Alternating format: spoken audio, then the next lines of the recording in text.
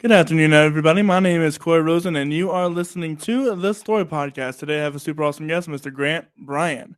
Grant Bryan is an independent country music artist from Elizabethtown, PA, born and raised in Central PA, with family ties in Tennessee. Grant has always had a passion for music, primarily country music. Growing up, he was inspired by artists such as George Strait, Keith Whitley, Garth Brooks, and Elvis Presley. After a year spent in California, Hollywood, California, Grant moved back home and fell in love with playing his guitar again. In 2018, he decided to pursue a career in music by playing every local dive bar, brewery, and vineyard that would have him. After a full year of shows, it was time to set his sights on a bigger stage. So in 2019, he created the Grant Bryan Band and began playing local venues such as the Chameleon Club, Club XL, Fat Daddy's, and any venue looking for a country band. Today, Grant has played all throughout the Central PA region, the beaches of Maryland, Delaware, and Virginia, along with a few locations within the Nashville scene. Along in 2019, Grant released his first single, Boy I Was Back Then, and since has followed up with an additional 7 singles. Grant is also on track to release his full-length album this year. How are you doing today? Good, man. How are you? Good. I'm Good. excited. We got a lot to go over and a really good music to talk about. So tell me, where did your music? When did the music bug bite you, as it were? Sure, man. So, when I was a kid, the first thing I remember is just my dad just blasting every country album that he had, whether it was from Brooks and Dunn to Garth Brooks to Keith Whitley. If you remember back when maybe you do, stereos were like stacked. Right. You had your cassette deck, your CD deck. So I just remember that big CD player he had, and we would just play country music all day long. And that was really just where I found a passion for playing. And I remember being a kid, they would buy me those little microphone setups with the little guitar you would plug in, like the little Tykes rocking stage thing. And I would play on that. And after that, man, I just loved the sound of country music. I loved the stories behind it. And that was really, really when I first kind of fell in love with country music. So what did you do with that? When did you start picking up a guitar yourself? Sure. So my very first guitar, my mom used to love yard sailing. So did my dad. So we would always go yard sailing, and my mom would find things and flip them. That was kind of like a side hustle she did. And I remember seeing this guitar sitting there. So my dad went over and hustled him for a few bucks, and he got me this guitar. I took it home and I started strumming it, and he tried to show me a couple chords. So I started learning to play it. It probably strummed on it for a few months, and then my cousin came over and ended up breaking the thing. Of course. My cousin Hank, older cousin, I heard him in there beating on it. Next thing you know, it's broken. So after that, I never really had a guitar to play. I would be over at friends' houses, or another cousin of mine, my cousin Larry, he was big into the electric guitar. So I would see him playing, and I always wanted to start playing and learning again. And then I kind of fell away from it, but still had a love for country music, and got into skateboarding at a later age. So I didn't pick up a guitar again then until later, when I was probably 24. What a way for a country singer to go. I know, country right? singing and skateboarding, also the side trip to Hollywood. I lived in Hollywood for a year. That was so I just I don't know, man. I was into skateboarding for a long time. Kind of grew my hair out like that kind of surfer look for a while, and I worked at Hollister, and I got into kind of like wanting to do like modeling and acting. So when I worked at Hollister, they would have me stand out in front of the store, and I'd get the free clothes. And I was like, oh, well, this is pretty cool. I'm getting free stuff to stand out here and promote the brand. So I kind of got into some modeling and stuff. And my cousin and I, with some girls that were from our area that were out there pursuing acting too, we moved out to California with them, Hollywood, California, right in the center of Hollywood. And we lived there for about a year and chased that acting and modeling dream. And I'm assuming you didn't make it because you came back. Yeah, so we were kind of in the middle, but man, the people we met our first year was insane. Like, we were there for 2 months, and we had Thanksgiving dinner up off of Mulholland Drive at one of the producers' houses of friends in the show 6 Feet Under. Oh, wow. We met a really cool guy, David Janilari, and we got to have dinner with him. And then through them, man, we just networked and met so many people. So, we were at parties like our first month there with Mel Gibson's agent. And just we met people through people. One of my best friends out there, Billy Clark, big in the music scene, introduced us to like Christina Milian, and we met Lance Bass from NSYNC. We partied at his house one night, and it was just crazy, the people we met. But part of me felt like I was just kind of out of my scene. So I wanted to come back and kind of regather what I was doing and who I was and what I was really chasing. And before we came back, that was when I ordered a guitar. I just ordered a cheapie on Amazon. I was like, I want to relearn guitar. Like, everybody out here is so talented. I want to hone in on something I love and bring it back with me, which I never went back.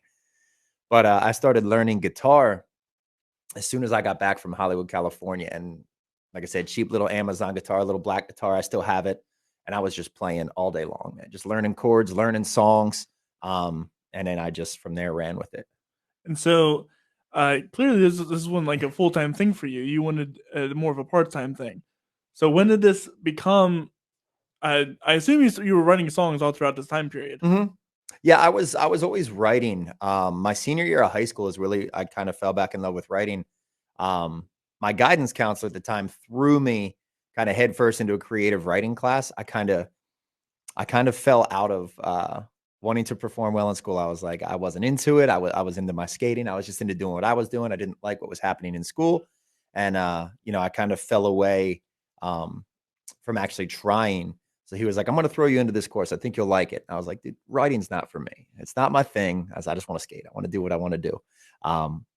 So he threw me in creative writing, and I ended up loving the class, acing the class, came out like top of the class, and he just kind of, I told you so. So that was where I fell back in love with writing, man. And then, I would write some poetry, read some books, things like that. And then when I picked up the guitar again, that's where it all kind of started to click. And so when did you start saying, okay, this is something I can actually do and make money doing it? It was something I kept dreaming about. I wanted to do it. I was going to open mics. But what was funny is I would go to open mic, and I was that guy that would put my name at the end of the list. And I wanted to play so badly, but I was so nervous that I just wanted to sit there and then leave and be like, oh, there's no time for Grant. Right. So I started doing some open mics, and the one I actually decided to put my name first on the list, I got called. It was like a day later, and like, hey, would you come play a gig at our bar tonight or this Friday? Sure. So I realized, hey, I'm actually putting myself out there, and I'm starting to book gigs. And from there, I started booking more and more. And then at that point, I was doing a lot of sales and things leading up to this. So I kind of put my business background into it and just started working and cold calling every bar and radio station and everybody that I could, and decided to make it a business. And how'd that go for you? Pretty good, man. I believe it was 2018 was when I started. 2019, I just went full force. I was like, it's now or never. We're not getting any younger. So I dove in, and I would stop at bars. I would call bars, vineyards, radio stations. I was calling up Bob 94.9, Nash FM, just to figure out who I can contact. I was trying to network through these people, something I kind of learned in Hollywood. And I just started using my business background. And from there, I started booking gigs. I think in 2019, between myself and my band and Sarah Sherris, my lead guitarist, she was playing with me at the time. I think her and I played like over 200 shows that year. And it was crazy. There were weeks I was playing 5 shows. There were days I was doing 3 back to back. And, just spreading my music. So it took off, and we were just playing everywhere. So you mentioned having a band. You were a solo act. I started solo. Yeah. I just wanted to get out there and make sure I could do it. And then I remember contacting John Harris. I don't know if you know John Harris. He books a lot for like Club XL. He does a lot of the booking around here. So Nancy and Newman, funny side story. I met Nancy and Newman when I was doing my modeling thing. I got put into Cosmopolitan magazine. I was nominated for Bachelor of the Year for Pennsylvania. Interesting. So I was the state Pennsylvania Bachelor. So I went on to Bob 94.9 to promote that magazine. And then a couple years later, I was on doing music with them. That's funny. Yeah. Yeah. So they gave me John Harris's information. And I'm like, perfect. I was like, I got the connection. John, I want to come play XL. It was like the biggest stage at the time. XL. He's like, who are you? I'm like, I'm Grant Bryan. Dude, I've never heard your name. He said, maybe if I heard your name, I'd get you on. Spread your name more. So I was like, all right. But the whole thing was like, I don't even know who you are. I'm like, okay. So 3 months later, he called me. That's exactly how it works too. Yeah, man. You got to hustle. And, if you want people to know your name, you'll figure out a way to do it. Yeah. So it's always been said, but it can never be emphasized enough. It's not about, what you know. It's about who you know. It is. I mean, it's a mix of both, but the who is big. The who and who knows about you as well. Exactly. So, and granted, you have to be talented in order to get there. For sure. But you can be the most talented person in the world, but if ain't nobody know your name, ain't nobody hearing your music. Ain't nobody hearing your music. Yeah. Ain't no one calling about you. Exactly. So you put this band together. What was that process like? So I was at, I think my wife and I, she wasn't my wife at the time, but we were at, I think we were at the Sam Grow show at Club XL, or he was opening for, I think, Lee Brice or somebody. So my wife and I were there watching the show, and I seen Sam Grow, and I'm just watching him. I'm like, dude, this dude's killing it. I was like, I'm going to be on that stage. Because when John called me, it was to play outside before a show. So I was playing on their patio, and then the big guys, they had all the lights going. They had the smoke. They had the stage. And I was like, I want to be on that stage. So we're watching Sam, and then we're watching Lee Brice.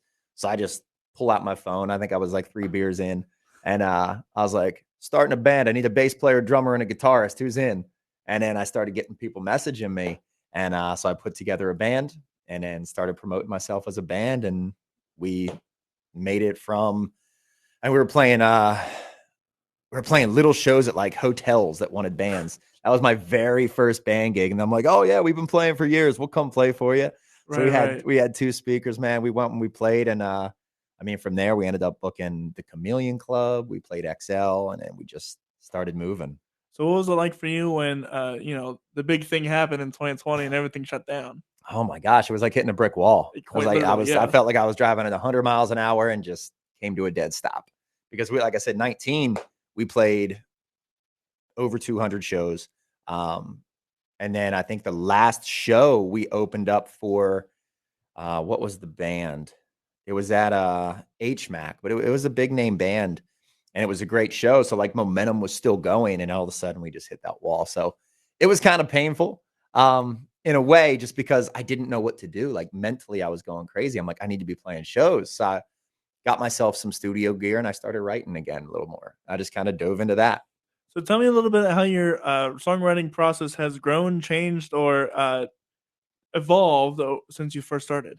For sure. So, I mean, I think when you initially start writing, you kind of write about whatever you think people want to hear. You're listening to what's on the radio. Well, how do I write a song that's cool about whiskey and, driving my truck and whatever it is that people want to hear? How do I hit that stereotypical country sound? Exactly. And I started realizing that wasn't the way to do it. No. I released my song, Boy I Was Back Then, which was my first single. And I was so nervous. I remember we finished it up. I was working with Noah Althoff at the time. Oh, Noah, no way. Yeah. So Noah did my first single. He was my first guest on the show. Really? Yeah. I love Noah. College friend. Yeah. He's so cool, man. Such a good guitar player. So he was actually my guitar player in my first band too. Nice. Yeah. So he was first, and then he hung around for a while. And then I found Sarah Sheriff when he was ready to just go do production and things like that. So he produced Boy I Was Back Then. And we produced it actually in a church, in like the basement of a church where he was doing recording out of. He probably told you about that in his section. And so we were doing it there, recorded Boy I Was Back Then. And then we released it, and it's your very first song. So you're kind of sweating bullets and you're like, of course. What is the world going to think of this? And instantly, like the next day, everybody's messaging like, dude, I love the song. I love it. I relate to it. And it's done well since then. But now Bad Habit is out and it's surpassing everything that's done in like 5 years within like 3 months. But with that song, I literally just took my life and my experiences and I laid them out in verses and choruses. And I realized that's what people want to hear. They want to hear what you've been through, things they can relate to, not just fun things to write about. Yeah, no, it's always, the songs you hear on the radio were expertly crafted to be on the radio. For sure. And it's so impossibly hard to write stuff for that. It's so much easier instead to look at yourself and write what you have absolutely to offer. And people are going to love you way more for that. For sure. So tell me a little bit about Bad Habit. You mentioned it kind of skyrocketed everything. We have that for to play. Yeah. So Bad Habit was a fun song, man. So that song, the track for it, the instrumental, was actually a completely different song when I wrote it. And I wrote the song and we got in the studio, we created the track for it, and I laid the vocals down and I got it back and I was just listening to it and I was like, this isn't it. This isn't what this track needs. I liked the song. I said, but this isn't it. So I sat on that instrumental probably for 6, 7 months. And I kept thinking, I was like, what do I want to do with this? And I'd be driving to the gym or put my headphones in and just listen to it. And I'd be like, I know where I want to go. Now, what do I want to put to it lyrically? So I kind of had the idea of like, I was like, bad habits is like this girl or this thing. We have bad habits that we try to kick and just keep pulling us back in. I was like, how do I put that into words? So I was just sitting at home the one day and I just started thinking about, things that I was trying to quit and get out of my life a little in a way, and came up with Bad Habit. And it kind of plays on, like I said, things that normally just pull us back in, or also that person that might just reel you in and pull you in. And you're like, I can't hang out with this person anymore. They're just bad for me. Right. But they send you a text late at night, or they give you a call late at night. And next thing you know, you're at their house. And so I kind of compared it, cliche to like bad things for you with that person, like how alcohol or what might make you feel, face down on the ground the next day. Why'd I call that person? So that's where Bad Habit came from. So this is Bad Habit by the Grant Bryan Band.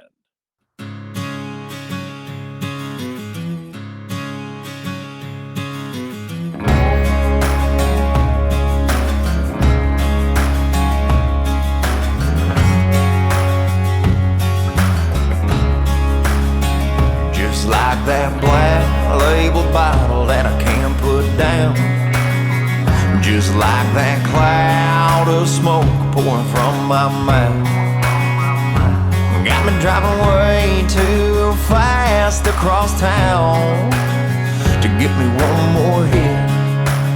I need one more round. That good stuff, sweet stuff, honey, honey on my lips. It's been a long hot day, and you're my late night fix. Swearing it's the last time that I'm gonna let you pull me in, but you just want more bad habit I can't seem to quit. You get me feeling so good, so high, that I don't wanna come down. But as soon as daylight breaks, I'm face down on the ground, waiting on the moonlight to light up my late night way, to get me one more sip. I need one more taste. That good stuff, sweet stuff, honey, honey on my lips. It's been a long hot day, and you're my late night fix. Swearing it's the last time that I'm gonna let you pull me in, but you just want more bad habit I can't seem to quit. I can't seem to quit. Give it to me now.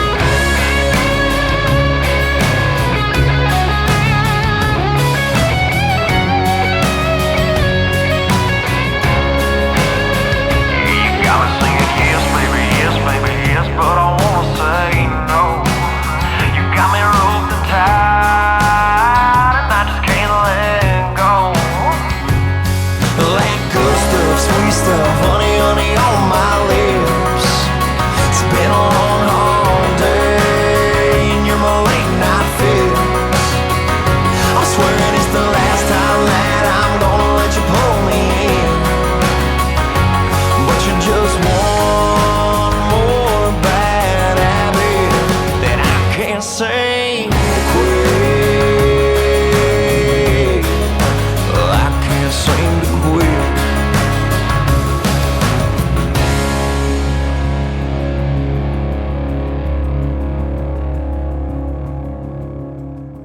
And that was Bad Habit by Grant Bryan. I got to tell you, I love that kind of country where it's just a boom, clap, and it's just a jam. Yeah. It was my guy Tyler, man. He came up with most of that. I gave him like a drop C sharp acoustic rhythm to play to, and that's just what came from it. Drop C sharp. Yeah. What an It's interesting like a half tuning, step yeah. down, drop D. Yeah, but it just gives it, I don't know, it sounds Sounds gritty. grungy and yes, Yeah. gritty and dirty, and I love that sound. Like dirt road country almost. Yes, man. I love writing in the key of D, but especially drop D. Especially that, again, drop C sharp, like half step down. Almost I feel like I'll start writing songs and I'll realize I keep writing in the same keys, but I'm like, whatever, Dwight Yoakam did it. Like, so can I, Right, Elvis wrote in the key of E constantly. Yeah, right. Well, yeah, like all your favorite songs from pop, funk, jazz, whatever is most likely in the key of E, D, G, or any of the open strings on the guitar. That's probably what it is. Yep. So it's always a refreshing take to hear something not usual. For like sure. Drop C sharp. For sure. I love it. You can get a really cool great. sound out of that. Yeah. Especially, did I hear steel pedal too in there? Yes. Yeah. Yep. So that must have been really fun for them to try to work with that. Oh yeah, man. Tyler, he just whatever you need, he can get it done. That's awesome. So is that kind of the style or sound you're looking for? Or are you still looking for that sound?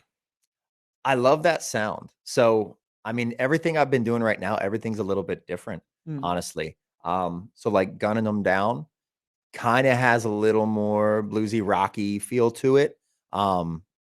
Almost, I really don't know how to explain that one. I mean, it kind of has that sound. It's still a half step down, which I love writing half step down. It just brings everything a little bit lower.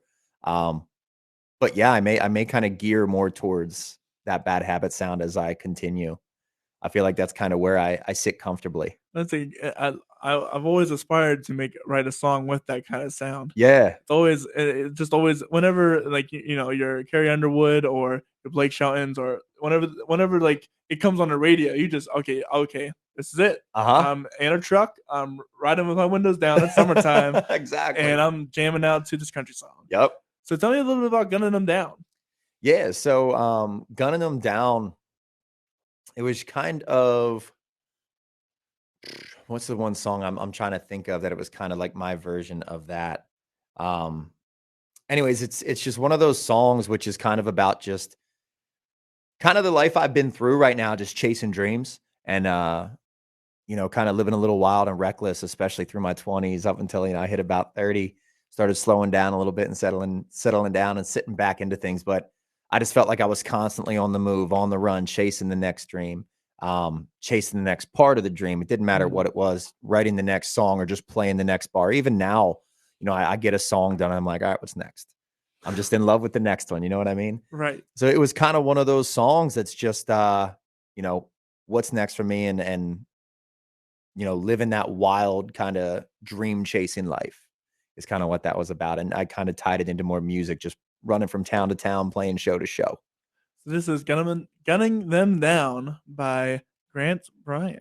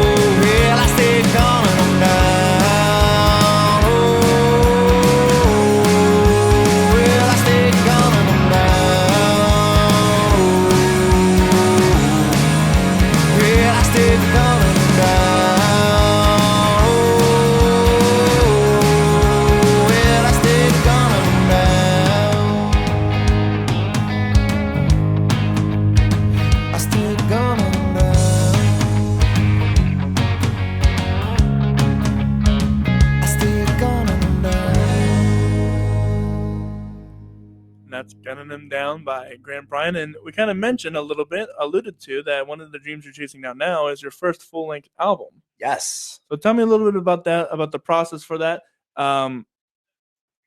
Sure. So, I mean, the album now, like we were saying earlier, my most important thing with writing is sharing my story now. And, if you listen to my last EP, it was during 2020, and it was where I kind of fell into what kind of fun songs can I write? What do people want to hear? And kind of fell away from really trying to share my story. So with this album now, my key component in it is having every song have meaning to it and having every song have a story to it. So I really want to put my life out there, the things that I've been through, whether it's just chasing these dreams or, I have a song that we're working on right now called I Do, which is kind of like, my wife and I story, how we met, date 1, date 2, and it led to getting married, to Looking for Me, which is kind of just, I think we're going to play that then, but just kind of my battles through life, those depressed times, those times where you're really second guessing, am I really doing this thing right? Is this really what what am I even doing anymore? And you kind of get stuck in those dark times. So Looking for Me was kind of my way of sharing, like, there always is a light at the end of that tunnel, where, boy, I was back then was just me kind of traveling from the young guy I was and building off of the lessons I've learned to become who I am today, gunning them down, just sharing my, wild and crazy days. My daddy was a wild cowboy, and just kind of going from that. I want to write some songs about the way I grew up. I've wrote some personal songs, whether it's about, when I was younger, my dad took off when we were young. So typical country song there. Right. Or my mom just being the cowgirl she was. She used to rope and ride when I was young, but she taught me a lot of good lessons, man. And she was a hard worker growing up. So I got a lot of my work ethic from her. She, blue collar family. So my thing is just to share some life in this album, these 10 songs. And it may not necessarily be, they're not all going to be Bad Habit. You're going to have some love songs. You're going to have some heartbreak songs. You're going to have some songs about faith. And then you're going to also have your rockin' kind of country, grungy, dirty songs. So are these, you're saying that these are more of a collection of songs as opposed to like a traditional album where it's for sure. Yeah. So I feel like this one, I really want to kind of lay down like, my story, however that may be, and I've had so many, like I said, growing up, my main artists that I were really influenced by, Garth, George Strait, Keith Whitley, Elvis Presley. My mom was a big Elvis Presley fan. But then, as country furthered out of the 90s era into the early 2000s, I really began listening to people like Keith Urban. He was a big, kind of influenced me back then. I think I would go out and buy every album and it would come out. So, songs like he had like Sweet Thing and all of his stuff that was just, he was a great player, but also a great writer. And he had so many, I feel like he had that kind of album where you could have a rockin' song and then you would have like this sweet love song or just like this heartbreak song. And that's kind of life in general. So this album is going to kind of break those things down a little more. So what are some of the challenges that you're finding as you're creating this album? Honestly, there's not as many challenges trying to write about real life stuff. You know what I mean? You just kind of, I think that the challenge is actually sitting down and getting the words on paper.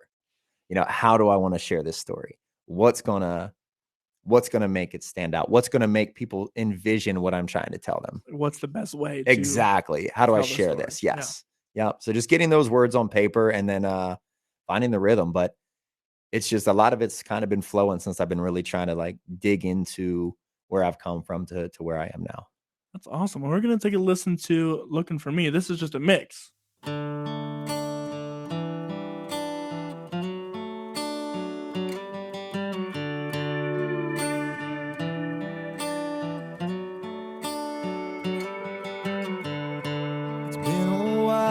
Since I've seen you, you've been gone for quite a while. These days get cold without you here with me, but on my face I'll wear this smile. Yeah, I've searched high and low, I've been tossed around, holding on to nothing but hope. Walk broken roads through fire and hell, dry that's where I've been. Just looking for me.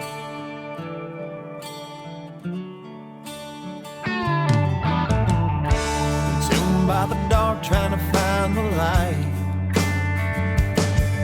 I couldn't tell morning from night.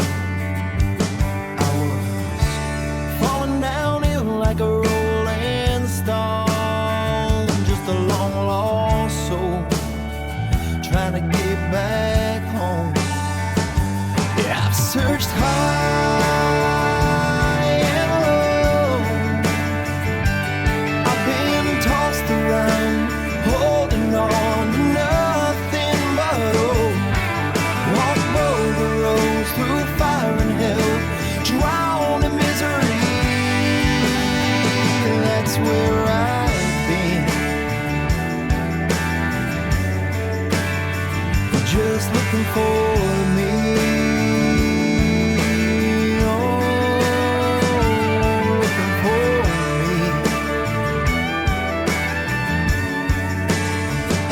And I was down on both my knees, and I was begging, praying, please, for you to take me by my hand and to lead me back from where I've been.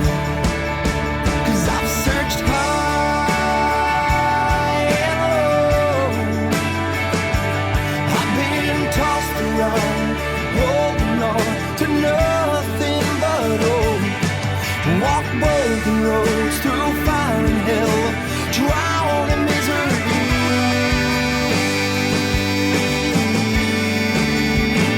But then I found you. You led me right back here to me. Oh, and I found you. You led me right back here to me. Yeah, I found you. Just looking for me.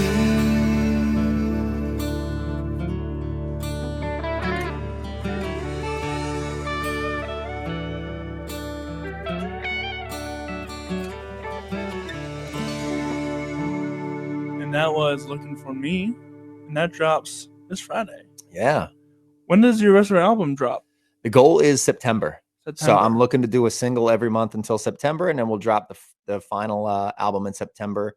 So I think that'll leave me with like 7 singles, and then 3 new songs will come on the full album. Sweet. Yeah. So we were kind of talking about this beforehand, but tell me about the process of, COVID kind of shut everything down, so you're having to rebuild from ashes, essentially. Uh-huh. Tell me a little bit about how you're doing that in regards to your promotion.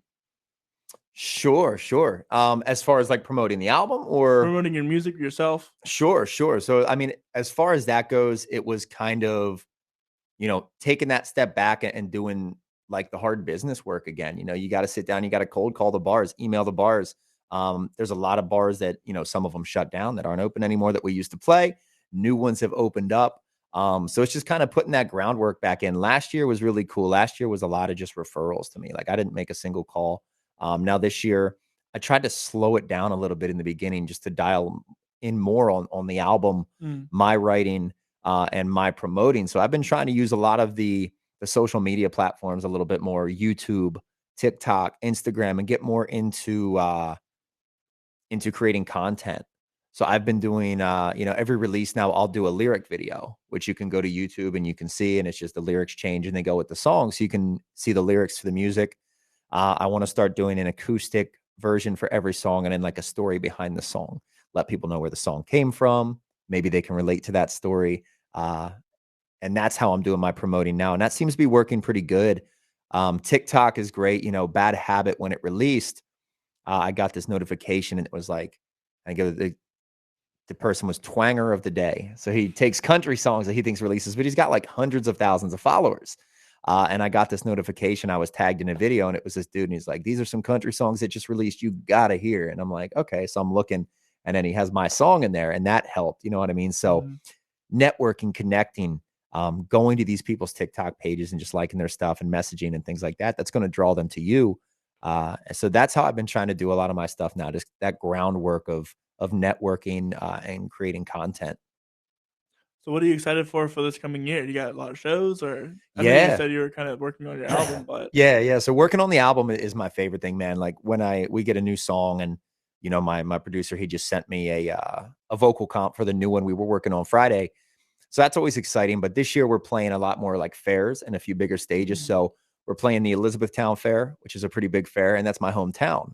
So I get to play the hometown stage this year on the big stage. So that's going to be exciting. And then we also have a couple other fairs, some other big shows, and just the release of my music. I think that's the most exciting part to me, getting my music out.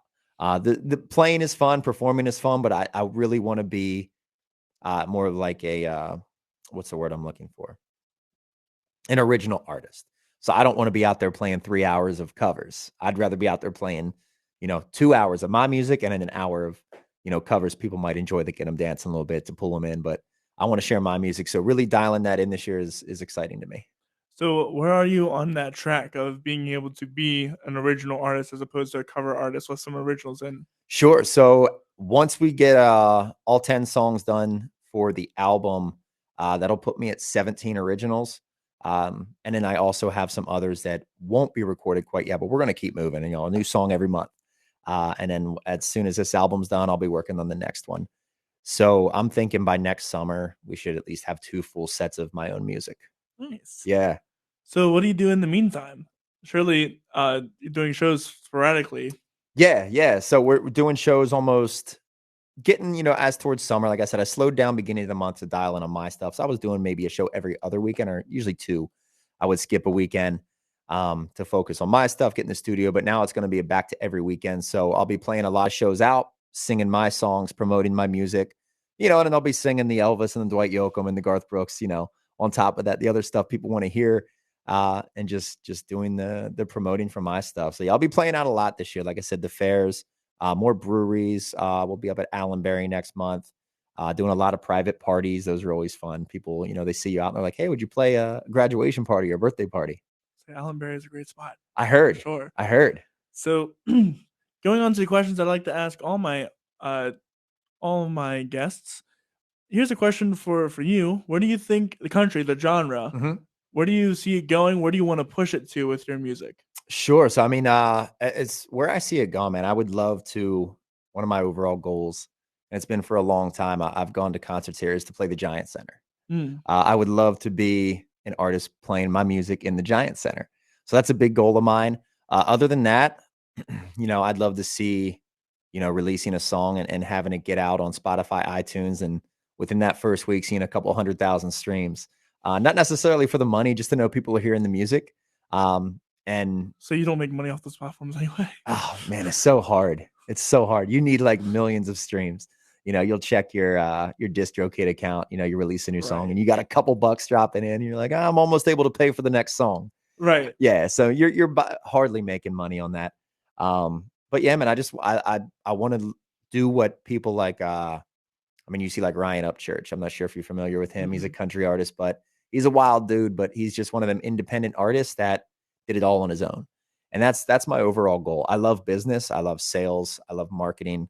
And I love music. So if I can do it all on my own, whether it's with hiring the right people or having the right people around me to help me and get me there. But I'm not really looking for that record deal. I want to do everything on my own. I want to be the business guy. I want to be the person in charge of marketing. I want to be the person in charge of getting the music done and running my own ship. You know what I mean? I don't want to have anybody ever to tell me, you can't do that. You can't sing that. You shouldn't wear that. It's always nice to own yourself. Yes. Yeah. So that's the overall goal. Continue to do what I love and make a living doing it. So what do you think some of the mistakes that maybe you have made or you've seen others make in this field, and how can we curb that for the future generations? For sure. And I think in the beginning, for me, it was just so gung-ho on trying to get out to play that I was overbooking myself.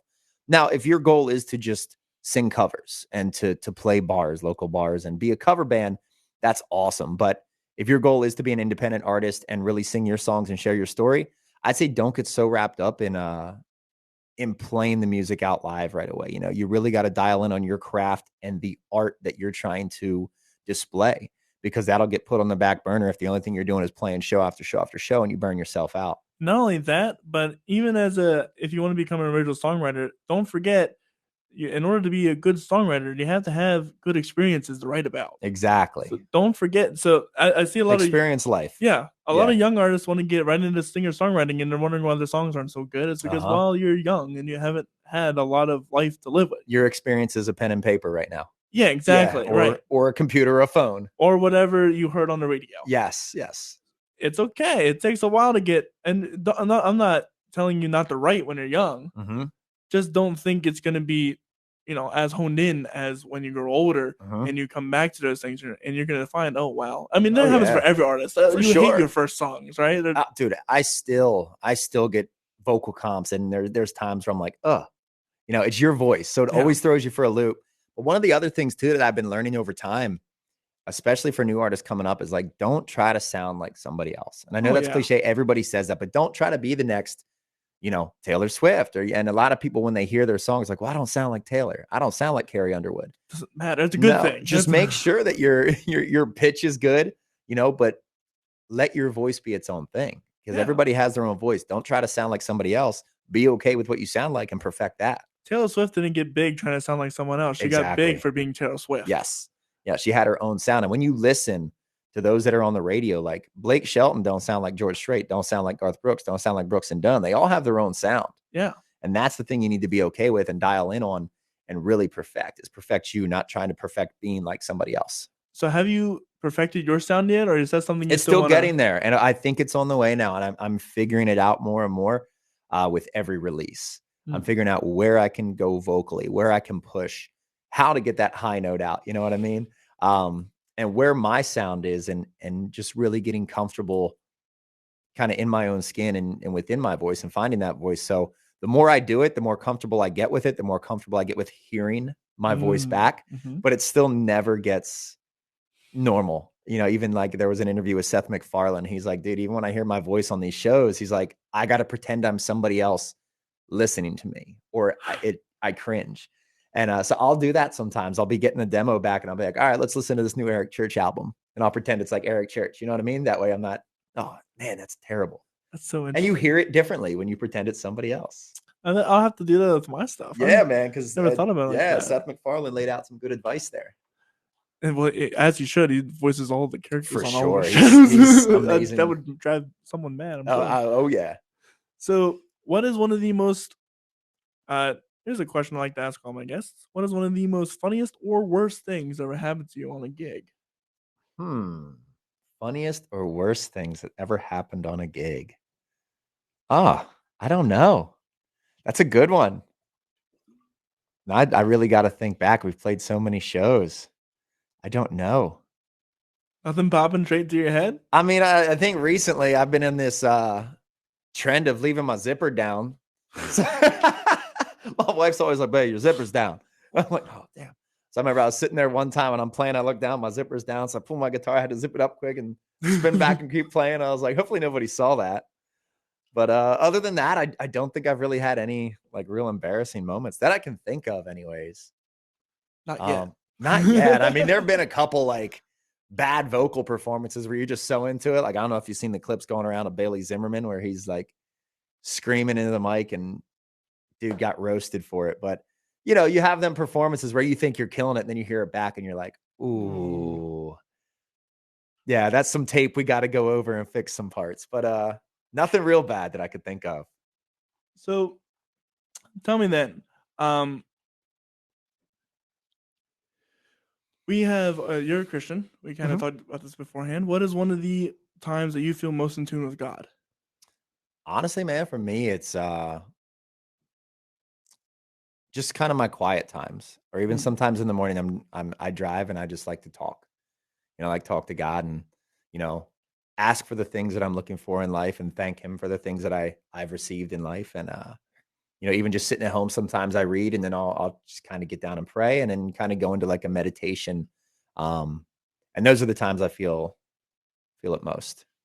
And so do you want to incorporate your faith into your music? I know we kind of talked about a little For bit sure. that. So looking for me kind of is that if you listen to the bridge, which leads into the final chorus, like I said, I felt for like a long time, I kind of fell away from faith and just, I wouldn't say like wasn't a believer, but I was just kind of chasing everything and, Put it to the back burner. Yeah, everything was on the back burner and it kind of puts you in a dark place. And then, so the bridge in there is, I was down on both my knees, begging, praying, please, for you to take me by my hand and lead me back from where I've been. And that was just my kind of way of talking to God and saying like, look, it's in your hands now, lead me back to where I need to be and help me attain these goals and get to where I want to be in life. So I feel like, yeah, when you really do believe, whatever your faith is, in God or your faith that you will get where you want to be, with, in my opinion, that's God's help. So you talked a lot about networking and how much that has helped you. And in what ways do you find, how do you network in order to get the next gig, in order to get to the next person that you actually really want to get to or something other? For sure. So, I mean, in networking literally is just going from one person to the next. And again, like on social media is a great way to network. I mean, it's social networking, you know what I mean? So I'll go on to pages and I'll follow people or I'll start,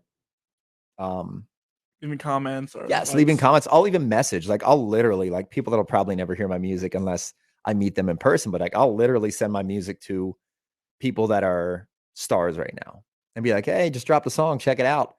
And, on occasion, actually somebody will listen to it like, oh, I really like this. Thanks for sending it. And it's somebody that's got 1 million followers or 500,000 followers, 100,000 more than me. So I say, just go for it, man. If you think, you want somebody to hear your song, send it to them. Figure out who does music. Like if you want your music in TV, like go research. You got to do research. Find out who picks the songs for Yellowstone, who picks the songs for these Disney movies, and find them on Twitter, find them on Instagram, and just be relentless. Chameleon Club, things like that. I emailed them, I think 3-4 times before they let me in, but it's just being relentless and not accepting no. Like no's are the stepping stones to a yes. So say a lot of no's are no's for right now. Exactly. And when we say be relentless politely. Exactly. Yeah. And don't be out there rudely, man, you need to let me in there. Yeah. Screw you. You said no to me. All right, cool, man. Well, I'll see you in a month and I'll be better. You know what I mean? Right. Use that as motivation, but use those no's like as stepping stones, because like I said, after every couple no's, there's always a yes around the corner. I see people get frustrated because a bar don't want to let them play. Like I've had bars tell me no so many times, but then I had a bar say yes and then another one say yes. And then I'm playing every single weekend, lots of no's and tons of yeses. And it's okay to be said no to. It's not for sure. It's you're not deserving of a yes. No, nobody deserves a yes. I mean, you got to prove your worth. And a lot of these people, they do like to see the persistency, dang, this is his third time. Maybe we'll give him a shot. I don't know who he is, but he might be worth it. He's got a good work ethic. Yes. And then you get in and you prove why you should be there and they'll call you back. Yeah. And you mentioned commenting on, big artists or sending your stuff to them. That's a really great way to do it. It might seem like, oh, they won't listen to my stuff because they're too big. But a lot of those people in the big shots are really nice people. They are. They're just like you. Yeah. I learned a lot of that in Hollywood. Yeah, right. Yeah, man. And granted, yeah, there are some of the people. There are the meanies in the big industry. For sure. That's fair. But they're usually your corporate suits. Exactly. They're always the suits. Yep. And anybody who is just whoever owns their actual social media is going to be a great person. For sure. Yep. And they might just send you a message saying, hey, like your stuff, whatever. And that's okay. Yeah. The only opportunities you miss are the ones you don't take. And that for sure can't be said enough. Yep. And then just the releasing, music. I released a bunch of songs before, like I said, Bad Habit was my best, which so far, I think in like a month and a half or 2 months is sitting at like almost 50,000 streams. Where before that, I think my max was like 5,000 or 10,000, so you got to keep moving through. Like a lot of people get discouraged too. They drop a song and shit, it only has 150 streams. And then they stop. Like, I didn't get there. My song didn't do what I wanted it to. Well, write another song and release it again. Do another one after that. Right. It doesn't matter. No. Because it's not about all the views, and don't get wrapped up in the views and the likes and the comments are the engagement aspect of Exactly. your music. You're writing music because you like to write music, not because you want, granted, you would love the people to hear it. For That's sure. that's not the goal. No. It should never be the goal. No. And I used to get wrapped up in that too. It's very easy to get wrapped up in what's that person think. Well, it's more important about what you think. Do you love the song? Do you like the song? Well, now show the world why you love the song. And it's not, and everyone is going to like a song, not like a song, feel indifferent about a song of yours, and it doesn't matter. Exactly. Granted, you can have those core circle of friends that will be honest with you. Right? That's not a problem. No. But your average Joe just listening, I don't like that song. Don't take that to heart. That's just one average Joe person who who has no connection other to you besides being in the bar with you. For sure. So with all this said, yep. What's your next show? When can people find you at? Yeah. I got to look at the calendar. I don't have my wife here to tell me. She keeps me in line. Next weekend, I'll be at Grandview Vineyard in Mount Joy. So I'll be doing an acoustic there. That's always a good time. It usually gets pretty full. They got a really cool, just like long wooden room. So you don't really have to crank your system. It just carries. But it gets very fun. So I'll be there, and then I'm doing a country club that Saturday, which is only open to the members. So if you are a member of the York Country Club, you can come there. So the Outdoor Country Club in York. Followed by that, we'll be moving into May, and then it goes Hook and Flask in Carlisle. Then the week after that, I'll be at the Allenberry. Then we're doing a benefit, which my wife is in charge of. She does a Canines for Warriors benefit. So it's a really cool organization. So we'll be at Cox Brewing on May 13th, benefiting Canines for Warriors. Yeah. So, and you can find all of that on your social media. It's all at Grant Bryan Music. And you have a website? Yes, grantbryan.com. So be sure to check him out all of there. Is there anything else you want to say to the masses before we sign off? That's it, guys. Thanks for tuning in. Thanks for listening. Be sure to go follow this guy's podcast, The Story, and lots of cool stuff coming up in the future for sure. Absolutely. And I'll give a little insight to that.